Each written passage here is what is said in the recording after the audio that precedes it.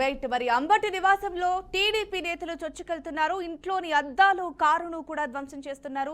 తీవ్ర ఉద్రిక్తత పరిస్థితి అయితే నెలకొంటున్నాయి. మరి దీనికి సంబంధించి మరింత విశ్లేషణ మా మేనేజింగ్ డైరెక్టర్ రాజేంద్ర అందిస్తారు. సార్, మరి ఈ విధంగా అయితే పరిస్థితి ఉంది, దీన్ని ఎలా చూడొచ్చు అంటారు? Thank you Jhansi. అంబటి ఇంటి వద్ద ఎందుకు ఉద్రిక్తత, కారణం ఏంటి? మొట్టమొదటిగా దాని మీద మనము ఒక చిన్న వివరణ ఇద్దాం. అసలు సమస్య ఎక్కడ వచ్చింది అని అంటే, ఆంధ్రప్రదేశ్లో కొన్ని ప్రాంతాలలో కల్తీ నెయ్యికి సంబంధించి పూర్తిగా ప్రతిపక్షం మీద ఒక వాదన వినిపిస్తూ ఫ్లెక్సీలు పెట్టడం జరిగింది. ఇది ఎప్పుడు ఇలాంటి వాదనలు ఏ పార్టీ కార్యకర్తలు కానీ పార్టీ నాయకులు కానీ ఇలాంటి ప్రయత్నాలు ఎప్పుడు చేయలే. ప్రెస్ మీట్లు పెట్టడం, వాదించటం, అలాగే దాని మీద వివరణ ఇవ్వటం లేదా మాటలతో దాడి చేయటం, దిస్ ఈజ్ ఆల్ మనం కొన్ని సంవత్సరాల నుంచి చూస్తున్నటువంటి పరిస్థితులు మర్చిపోలేం. బట్ విచిత్రమైనటువంటి ఒక ధోరణి కనపడుతోంది. ఏదైనా ఒక వాదన చేయాలి అనంటే అది ఫ్లెక్సీలను ఉపయోగించుకున్నటువంటి కొత్త తరం ఒకటి వచ్చేసింది. కొత్త అలవాటును చేసుకుంటున్నారు రాజకీయాల్లో. అసలు ఇది అవసరమా? ఇది ఉద్రేకానికి లోనయ్యేటటువంటి పరిస్థితి కదా. It's a very simple common sense. ప్రతిరోజు ఆ రోడ్లో వెళుతున్న వాళ్ళు ఆ ఫ్లెక్సీని చూసినప్పుడు ఒక వాదన మాత్రమే ఉంటుంది అక్కడ. అది నిజమా అబద్ధమా అనేది సెకండరీ. బట్ వాదించాలి అని అంటే ఇవాళ ప్రెస్ మీట్లోనో లేదా చర్చల్లోనో లేదా మీడియా ముందుకు వచ్చో మాట్లాడచ్చు. కానీ దానికంటే ఇవాళ కొంతమంది బజారు రాజకీయం చేస్తున్నటువంటి పరిస్థితుల్లో ఫ్లెక్సీలు పెట్టడం, అది దట్టు ఇవాళ ప్రతిపక్షంలో ఉన్నటువంటి వైసీపీ మీద, పాలకపక్షంగా ఉన్నటువంటి కూటమి ప్రభుత్వానికి సంబంధించినటువంటి వాళ్ళ, కేవలం టీడీపీ పార్టీ నాయకులకు సంబంధించిన వాళ్ళ అనుచరుల ఎవరు అన్నదానికంటే కూడా జరిగినటువంటి ఈ ఉదంతం మొట్టమొదటిగా బీజం నాటుకుంది ఇక్కడే. అంబటి రాంబాబు ఒక వార్నింగ్ ఇచ్చాడు. సహజంగా అతని ధోరణి చాలా ఉద్రిక్తాన్ని పెంచేటటువంటి అవకాశమే ఎక్కువ ఉంటుంది. ఆయన భాష కానీ, ఆయన తీరు కానీ, ఆయన వ్యవహార శైలి కానీ ఎప్పుడూ ఇలానే అనిపిస్తుంది. జనం కూడా అలవాటు పడ్డారు. దాంతోపాటు చాలా లైటర్ వేలో ఆయన వ్యాఖ్యలు తీసుకుంటారు రాజకీయాల్లో కానీ, అలాగే జనం కానీ. నిజానికి జనానికి సంబంధించినటువంటి ఆలోచనలు ఏమైనా ఇందులో ఉన్నాయా? ఏమైనా ప్రయారిటీ ఇస్తారా అని అంటే చాలా లైటర్ వేలో అంబటి రాంబాబుని కానీ, రోజాని కానీ, పేర్ని నానిని కానీ జనం పట్టించుకోరు. కేవలం పాలకపక్షానికి సంబంధించినటువంటి కొంతమంది అనుచరులు బాగా పట్టించుకుంటారు. ఎందుకని? సోషల్ మీడియాలో ట్రెండ్ అవుతారు కాబట్టి, గుర్తింపబడతారు కాబట్టి, ఏదో వాదనతో వాళ్ళు బలపడతారు అన్నటువంటి ఒక బలహీనమైనటువంటి ప్రయత్నం చేస్తారు కాబట్టి, ఐడెంటిటీ కోసం జరిగే ప్రయత్నాలు ఇలానే ఉంటాయి. పాత విషయాన్ని మనం ఒక్కసారి గుర్తు చేసుకుంటే, గతాన్ని మనం ఒక్కసారి గుర్తు చేసుకుంటే, అప్పుడున్నటువంటి పాలకపక్షం వైసీపీ ఒక ఉద్రిక్త వాతావరణాన్ని సృష్టించింది. ఎందుకని? ఒక్క పదం అభ్యంతరకరమైనది అని చెప్పేసి, ఆ పదం ఏంటి? భోషడికే అన్నటువంటి పదాన్ని ఒక నాయకుడు ఉపయోగించాడు టీడీపీకి సంబంధించి, అధికార ప్రతినిధి. బహుశా అధికార ప్రతినిధి అందరికీ గుర్తుండే ఉంటారు.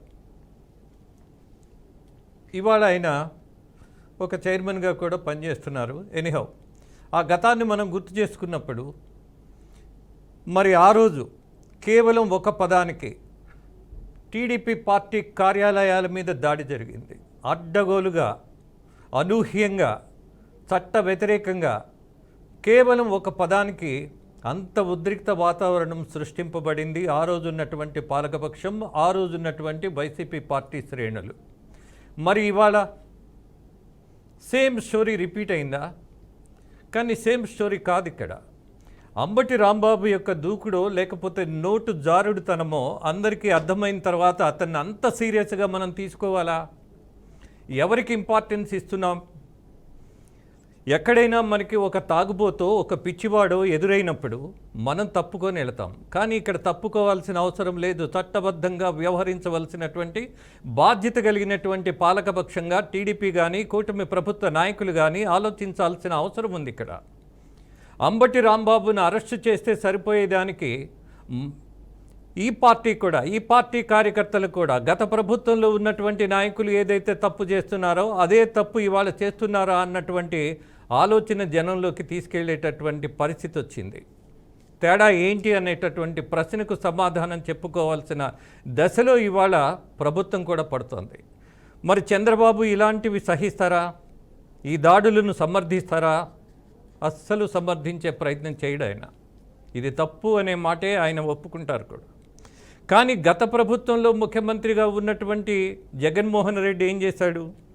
ఎస్ బోసిడికే అన్నాడు కాబట్టే ఇవాళ నా కార్యకర్తలు వాళ్ళకున్నటువంటి గౌరవం నా మీద వ్యక్తిగతంగా నన్ను పట్టాభి అనేటటువంటి అధికార ప్రతినిధి మాట్లాడిన దానికి వాళ్ళందరికీ బీపీలు వచ్చినాయి కాబట్టి దాడి చేశారు అన్నారు.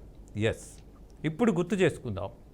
గత ముఖ్యమంత్రి ఏమన్నాడు? దాడులకు సంబంధించి నా కార్యకర్తలకు బీపీ రాదా నన్నంటే అన్నాడు.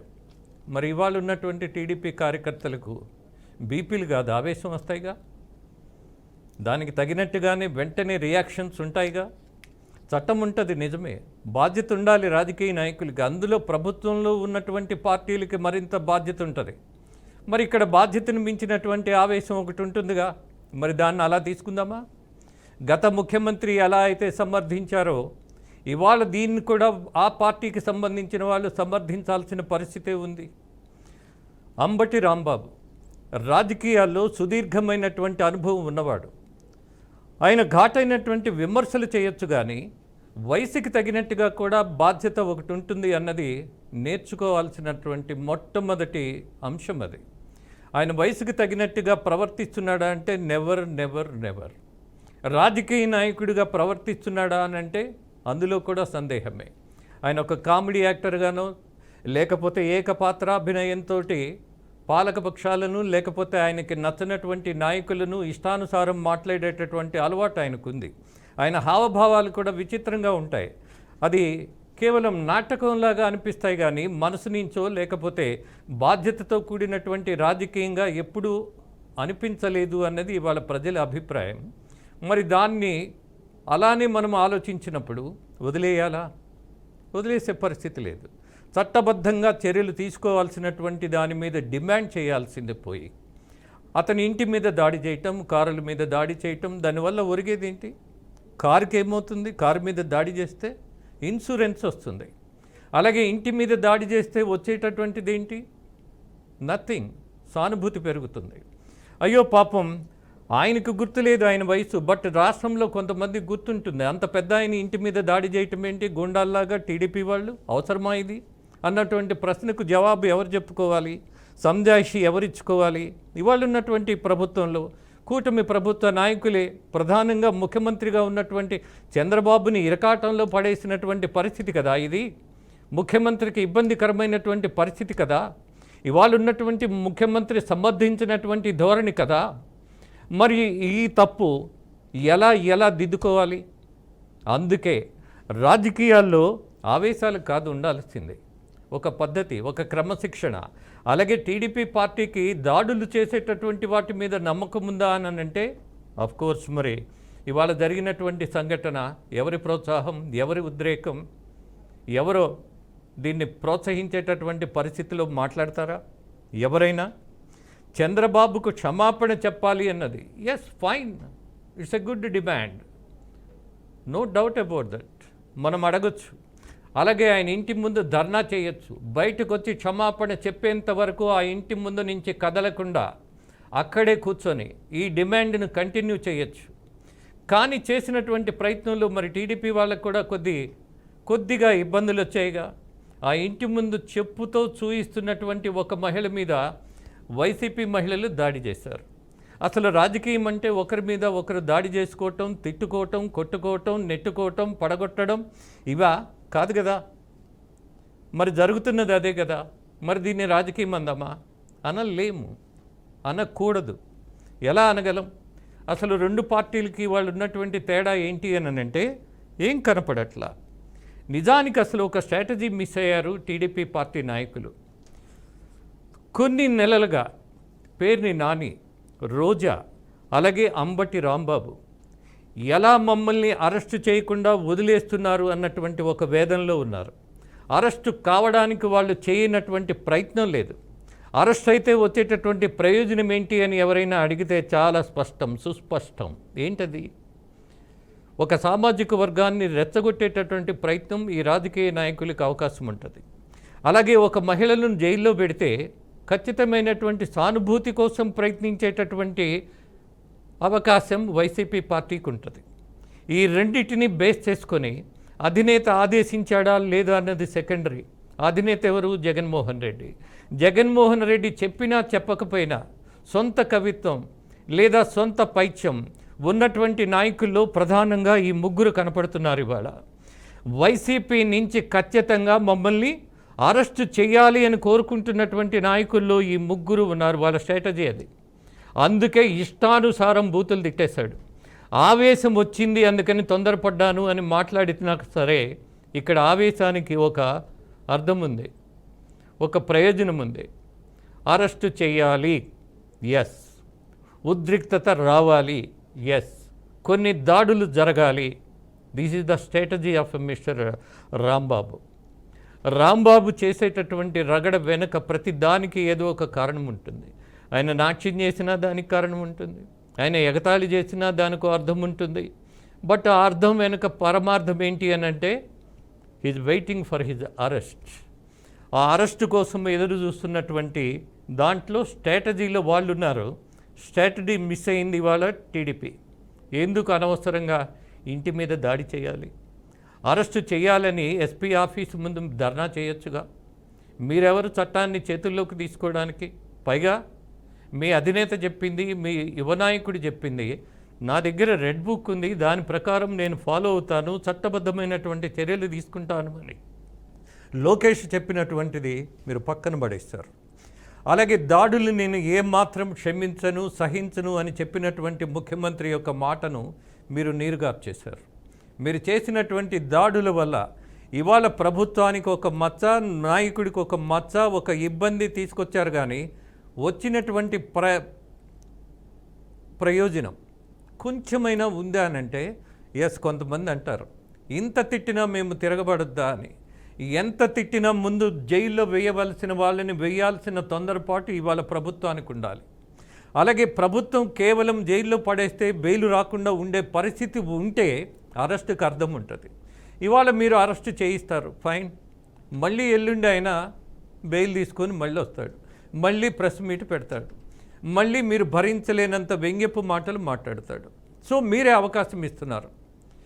వాళ్ళ స్ట్రాటజీని వాళ్ళు చాలా ప్లాన్డ్గా ముందుకు తీసుకెళ్తున్నారు. బట్ స్ట్రాటజీని మిస్ అయ్యేట్టుగా మిమ్మల్ని అందరినీ చేయగలుగుతున్నారు. ప్రతిభావంతంగా ఒక కుట్రపూరితమైనటువంటిదో ఒక నీచమైనటువంటి రాజకీయాన్ని ప్రమోట్ చేసుకోవడంలో కొంతమంది నాయకులు సక్సెస్ఫుల్గా ముందుకెళ్ళగలుగుతున్నారు. బట్ కూటమి ప్రభుత్వం మాత్రం ఈ స్ట్రాటజీలో తప్పటడుగులు వేస్తుంది అన్న దాని మీద నాకైతే ఎలాంటి సందేహము లేదు. సో ఇక్కడ కల్తీ లడ్డు సమస్య కంటే కూడా ఫ్లెక్సీల సమస్య, ఫ్లెక్సీల మీద పెట్టినటువంటి వ్యాఖ్యల సమస్య ఇవాళ ఉద్రిక్త వాతావరణాన్ని తీసుకొచ్చిందనేది ఒక సత్యమైతే, అరెస్టు అవ్వాలి అన్నటువంటి Ambati Rambabu and Roja and Perni Nani, these 3 people are waiting. జైల్లో ఎప్పుడు పెడతారు అని. నిజానికి జైల్లో పెట్టడానికి ఇవాళ ఉన్నటువంటి కూటమి ప్రభుత్వం కూడా ఒక ప్రశ్నను ఫేస్ చేయాలి. ఆడదాం ఆంధ్రాలో అవినీతి జరిగింది అని అసెంబ్లీలోనే చాలా బహిరంగంగా చాలా స్పష్టంగా చెప్పారు. మరి ఎందుకని అరెస్టు జరగలా? ఎందుకని జరగలా? అలాగే పేర్ని నానికి సంబంధించి కూడా తీవ్రమైనటువంటి ఆరోపణలు వచ్చాయి. కొంతవరకు రుజువులు ఉన్నాయి, కానీ చర్యలు తీసుకోలే. అలాగే అంబటి రాంబాబుకు సంబంధించినటువంటి దూకుడు మాటలు ఇవన్నీ కూడా కొన్ని చట్ట వ్యతిరేకమైనవే. కానీ ఎక్కడ కనీసం సుమోటోగా కూడా హైకోర్టు తీసుకోలేదు. ఎందుకనంటే హైకోర్టులో ఉన్నటువంటి న్యాయమూర్తులు కూడా ఈ సమాజంలో బతుకుతున్న వాళ్ళే. They are taking very light. ఈ రాజకీయ పార్టీలు ఎలానే తిట్టుకుంటాయి, కొట్టుకుంటాయి, ఇదంతా మామూలే. మనం ఎందుకు సుమోటోగా తీసుకోవాలి? తీసుకుంటే మళ్ళీ మనకు ఒక రంగు వేస్తారేమో అన్నటువంటి భయం ఇవాళ హైకోర్టు న్యాయమూర్తులు కూడా ఉంది. బికాజ్ సుప్రీంకోర్టు మాజీ జస్టిస్, చీఫ్ జస్టిసే చెప్పాడు, నేను గత ప్రభుత్వం నుంచి అనేకమైనటువంటి ఇబ్బందులు ఎదుర్కొన్నాను అని. అంతటి చీఫ్ జస్టిసే చెప్పిన తర్వాత ఇవాళ హైకోర్టులో కూడా న్యాయబద్ధమైనటువంటి చర్యలు తీసుకోవడానికి కూడా ఆలోచించాల్సిన పరిస్థితి ఉందేమో జనం ఆలోచించాలి. అలాగే ఇవాళ జరిగినటువంటి అంబటి దిష్టిబొమ్మ దహనం చేయటం, అలాగే అంతు తేలుస్తా అన్నటువంటి వాద ప్రతివాదనలు కేవలం ప్రెస్ మీట్లో బాగుంటాయి, కానీ ఇంటి మీద దాడి చేస్తే మాత్రం ఏమాత్రం అది సపోర్ట్ చేయాల్సిన అంశం కాదు. ఓకే సార్, ముఖ్యంగా మరి మీరన్నట్టుగా వ్యాఖ్యానించినప్పటికీ అక్కడ వైసీపీ నేతలు కూడా అంబటి రాంబాబుకి మద్దతుగా గుంటూరులో అంటే ఆయన వాళ్ళకి ఆపోజిట్గా ఎవరైతే నివాసాలు ఉంటారో అక్కడ కూడా దాడులు చేసే ప్రయత్నం అయితే చేస్తున్నారు. మరి చూద్దాం ఎలా వెళ్తుందో.